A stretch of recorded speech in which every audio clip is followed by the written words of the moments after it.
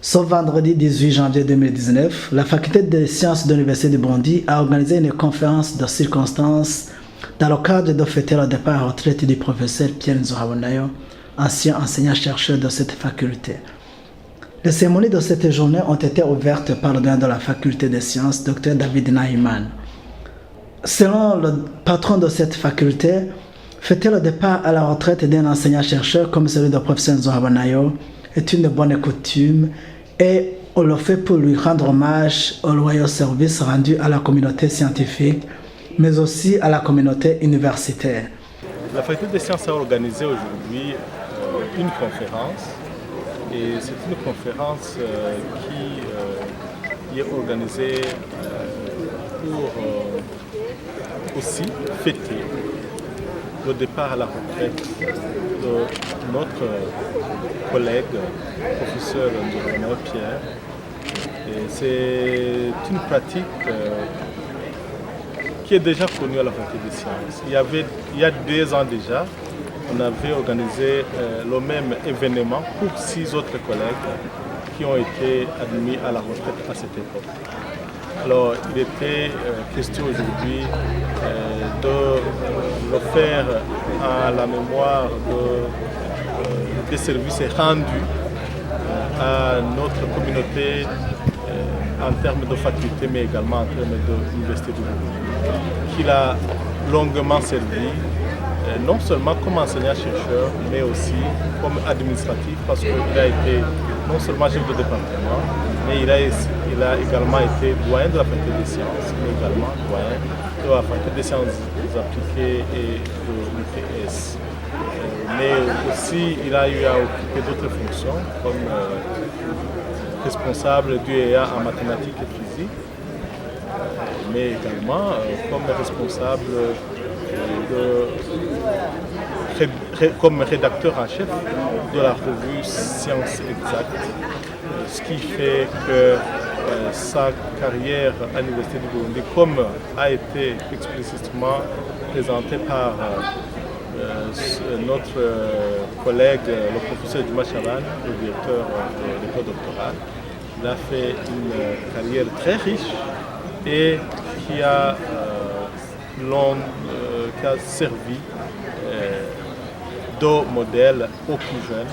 Et c'était la raison pour laquelle on n'allait pas passer inaperçu d'organiser cet événement en tant que faculté des sciences, en tant que collègues qui veulent lui décerner le certificat d'honneur et de mérite qui était déjà décerné à d'autres collègues dans les mêmes circonstances. Voilà en quoi consistait l'événement. Et la conférence que vous avez suivie était une conférence qui rentre dans le domaine d'intérêt du professeur Pierre Nzohabonayo, l'astronomie, et c'est un doctorant, un ancien étudiant à lui, qui a donné cette conférence. Vous voyez que l'aspect scientifique alors a accompagné l'aspect social qui était organisé par la faculté des sciences. Le professeur Pierre Nzohabonayo, quant à lui, a beaucoup remercié la faculté des sciences qui a organisé les cérémonies inscrites dans le cadre de fêter son départ à la retraite, et il n'a pas manqué de remercier ceux qui ont participé dans sa formation. Je suis très ému. Alors, le protocole exige évidemment que je commence par, je ne sais pas par qui commencer, mais les autorités de l'Université du Burundi. Mais je pense que, comme nous sommes dans la faculté, je vais d'abord m'adresser au doyen qui est chez lui, ce doyen. Je vous remercie beaucoup pour cette cérémonie que vous avez organisée. Alors, je pense que je pourrais remercier également tous ceux qui ont contribué à ma formation d'abord, et tous ceux qui ont contribué à mon recrutement dans la carrière. Ici, je penserai en particulier à ceux qui ne sont plus. Et je penserai notamment au doyen l'ancien doyen de la faculté des sciences, le professeur Katia Joseph, qui nous a accueillis ici avec Charade. Des témoignages éloquents sur le parcours académique des professeurs Nzohabonayo n'ont pas raté le rendez-vous. C'est notamment celui du professeur Juma Chabani, directeur de l'école de doctorat de l'Université du Burundi. Oui, c'est un plaisir de faire un témoignage sur le parcours académique de Pierre Nzohabonayo. Nous sommes partis ensemble à l'Union soviétique en 1972.